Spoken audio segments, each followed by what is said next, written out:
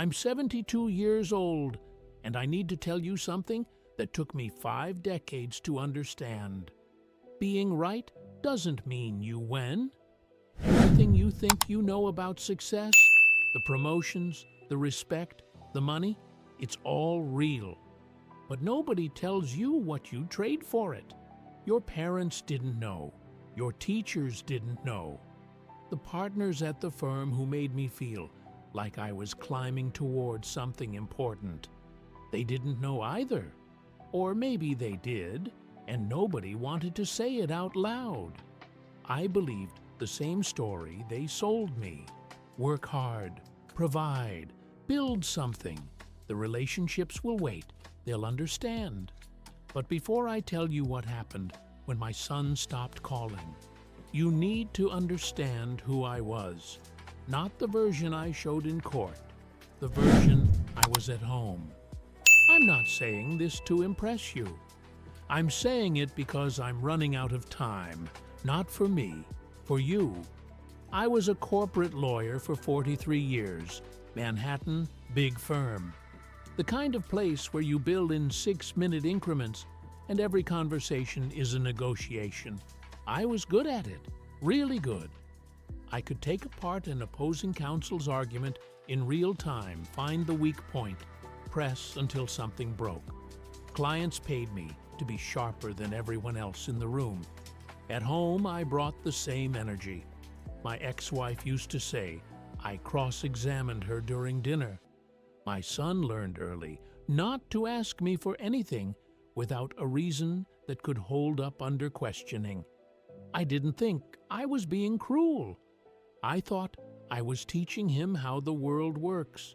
He was 7 when the divorce happened. I got him every other weekend and 1 weekday dinner. I showed up. I paid for everything, private school, college, law school, even though he dropped out after 1 semester. I never missed a support payment.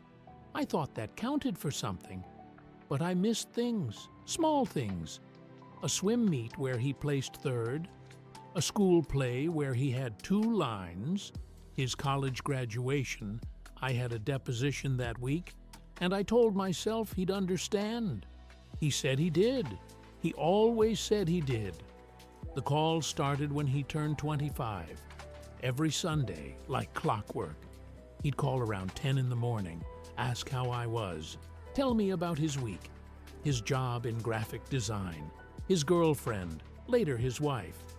I'd answer, but I was always doing something else. Reviewing a brief, checking email, half listening. He'd say, Dad, you there? And I'd say, yeah, I'm here, keep going. He invited me to his wedding. I went, and I stayed for the ceremony and the dinner. Then I left before the dancing. I had an early flight. He hugged me at the door and said, thanks for coming, Dad. I thought that was enough. The grandkids came next, 2 of them. He sent photos every few weeks, birthday party pictures, first day of school, Halloween costumes. I'd look at them for a few seconds, send back a thumbs up emoji, and get back to work.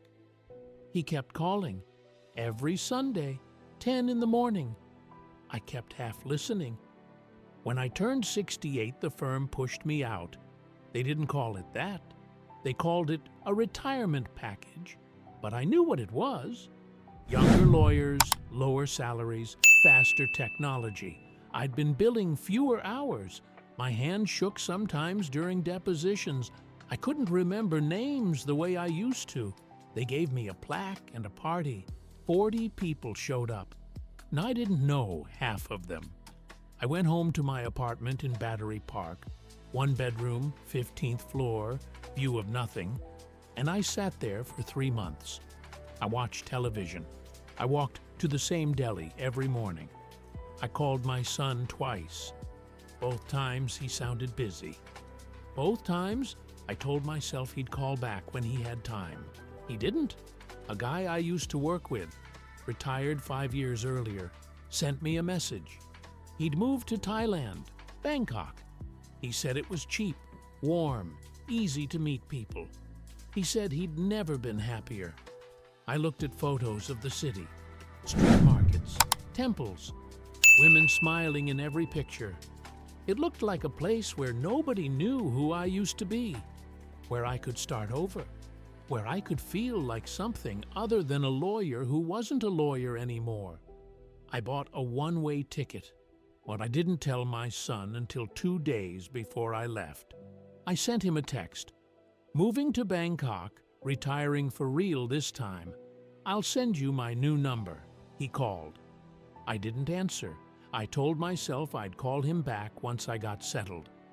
Bangkok was exactly what I thought it would be. Hot, crowded, foreign in a way that felt like freedom. I rented a small apartment in Sukhumvit, 14th floor, above a 7-Eleven. The rent was $600 a month. I could walk to restaurants where dinner cost $3. Nobody cared that I used to argue cases in front of federal judges. I met Mint on an app for expats. She was 38. She worked at a hotel near Asok. She laughed at my jokes, even the bad ones. She didn't ask about my past. She didn't expect anything except dinner and conversation, and someone who didn't treat her like she was invisible. I liked that. I liked feeling wanted again. We saw each other twice a week at first, then 4 times. Then she started staying over. I paid for her phone bill 1 month, then her rent. She never asked directly. She'd just mention something, her landlord, her mother's hospital visit, and I'd offer. It felt good to be needed. My son called once after I moved. I was at dinner with Mint. I saw his name on the screen, and I thought, I'll call him back tomorrow. I didn't. He called again 2 weeks later.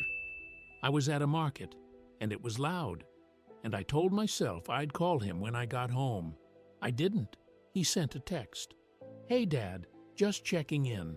Hope you're doing okay over there. I replied 3 days later. All good, busy getting settled. He sent a photo of my grandson's birthday party. I looked at it for maybe 10 seconds. I didn't respond. The calls kept coming for a while, once a month, then once every 2 months. Then they stopped. I told myself he was busy. He had a family, a job, a life. He didn't need me calling him all the time, but the truth is, I was relieved. I didn't want to explain my life in Bangkok. I didn't want to hear the questions I knew he'd ask. Why there? Why her? Why didn't you tell me you were leaving? I didn't want to admit I didn't have good answers. A year passed, then another year. Mint moved in. I paid for everything. She was kind to me, but I started to notice things. She was on her phone a lot. She had friends I never met. She'd leave for days sometimes, say she was visiting family. I didn't ask questions. I didn't want to know. I thought about calling my son a few times. I'd open my phone, scroll to his name, stare at it. But I never pressed the button. I told myself it had been too long, that he'd moved on, that he didn't want to hear from me anyway. Then, 6 months ago, I woke up at 3 in the morning with chest pain. Sharp, left side. I couldn't breathe right. Mint wasn't there. She'd gone to Chiang Mai for a wedding, or so she said. I took a taxi to the hospital alone. They ran tests, kept me overnight. It wasn't a heart attack, but it was close.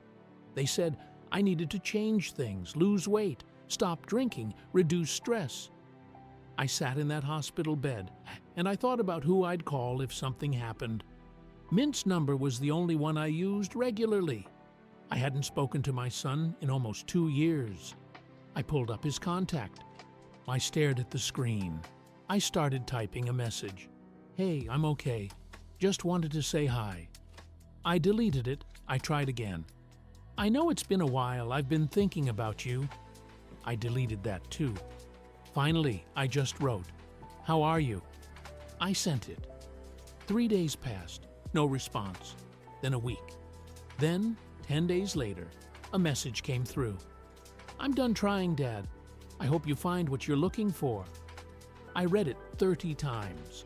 I wanted to call him, to explain, to say I was sorry, to tell him I didn't mean for it to go this way, but I knew it wouldn't matter, because he'd been trying for years, and I'd been too busy, too proud, too convinced that I had time, that he'd always be there, that I could call him back later.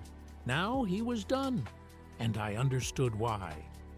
I sit in my apartment now, and I think about all the Sundays I didn't really listen, all the photos I barely looked at, all the moments I traded for work, for pride, for the feeling of being important. I won every argument except the one with time. My son didn't give up suddenly. He gave up slowly, over years, while I was too distracted to notice. And now I'm in a city where nobody knows my name, with a phone full of unread messages I'll never answer, staring at the one message I wish I could take back. If you have someone who keeps calling, even when you're busy, answer, not later, not tomorrow, now, because one day they'll stop. And when they do, you'll finally understand what I gave up to feel important. I traded a lifetime of Sundays for a career that replaced me in a week.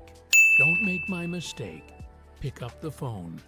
I just wish I'd learned it when there was still time to fix it.